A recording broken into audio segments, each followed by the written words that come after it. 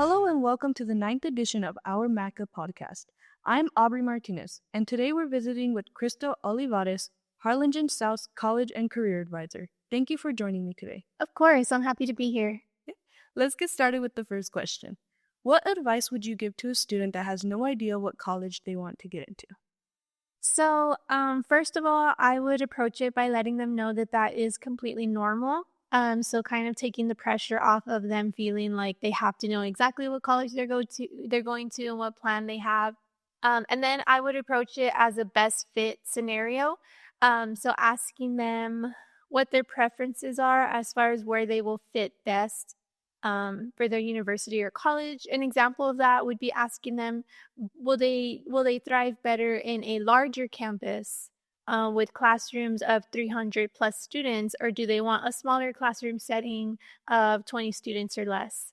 Do they want to stay here in the Rio Grande Valley locally? Do they want to explore out of state, maybe upstate, but still staying in Texas?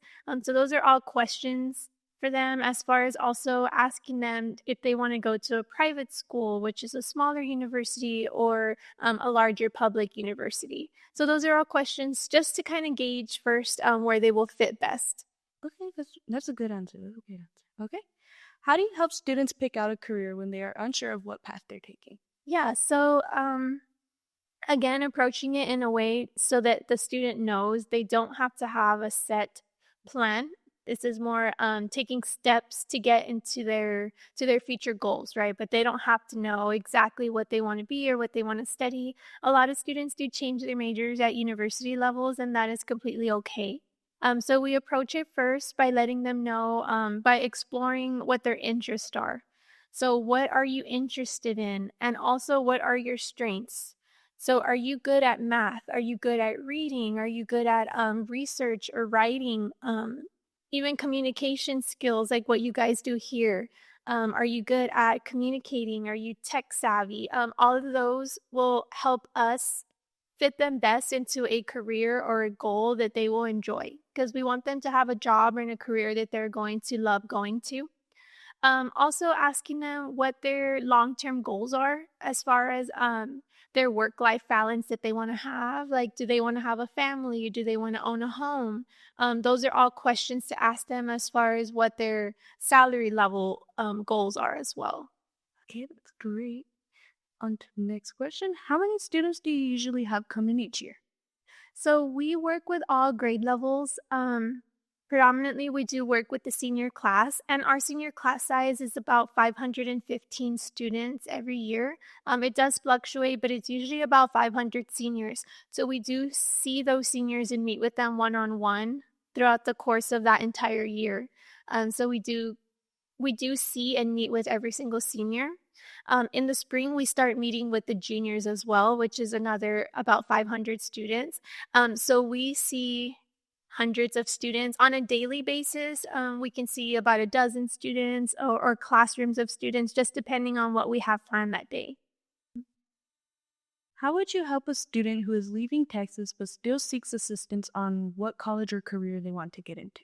So we work with all students, even if they are staying in Texas or out of state.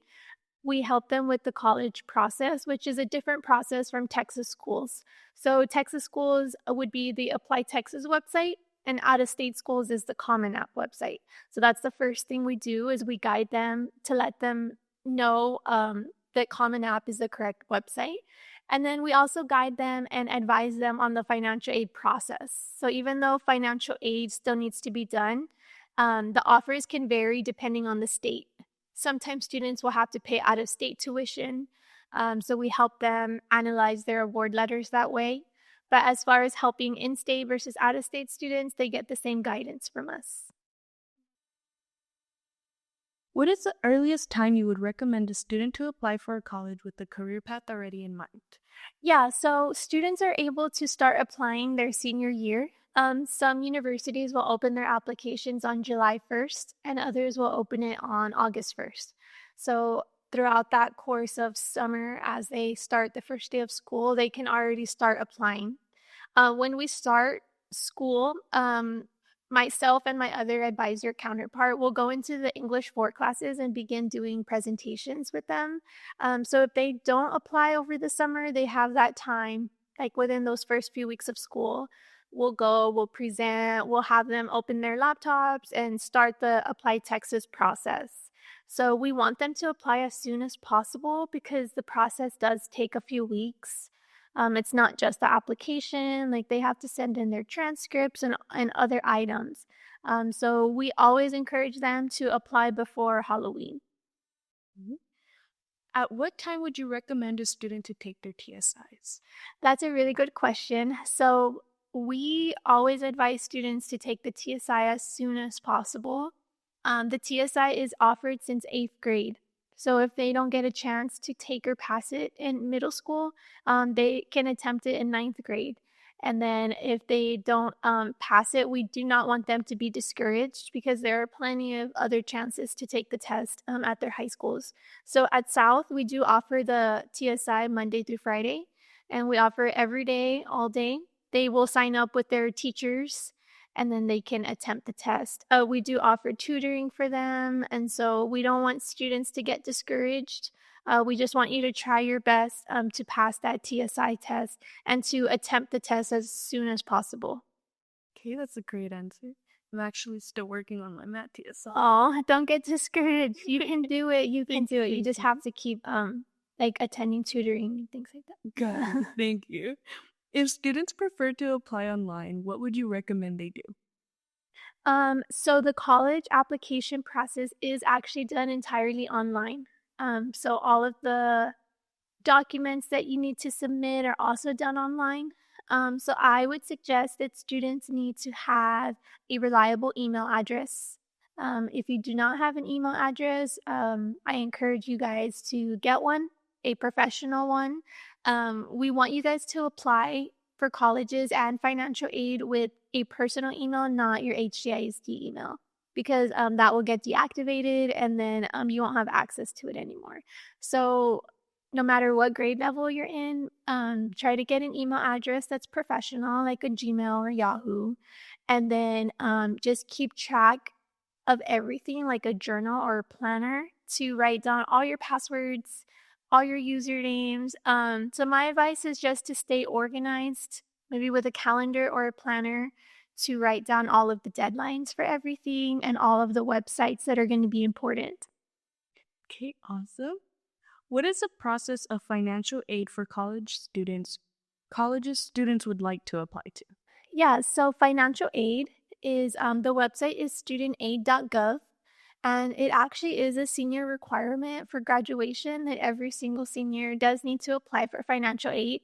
And it's in the best benefit of the seniors to apply as early as possible because it is first come, first serve. So the sooner that you submit your application for FAFSA, the more chance you have of getting more financial aid money. So financial aid money could be free money like grants or scholarships, and then it could also include student loans as well. Okay, awesome. This is going to be our last question. What's the one advice you can give students about college paperwork?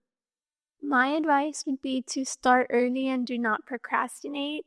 I know that is so much easier said than done because senior year is so busy and you guys have all of your senior classes, your athletics, your organizations, all of these things that you have to do senior year.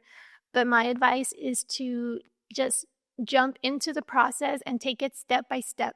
Make micro goals for yourself or mini goals for yourself, whether it's saying I'm going to apply for one scholarship per week or per month, or setting a timeline for yourself saying I'm going to submit my applications by Halloween and I'm going to stay organized and have a planner and have a checklist.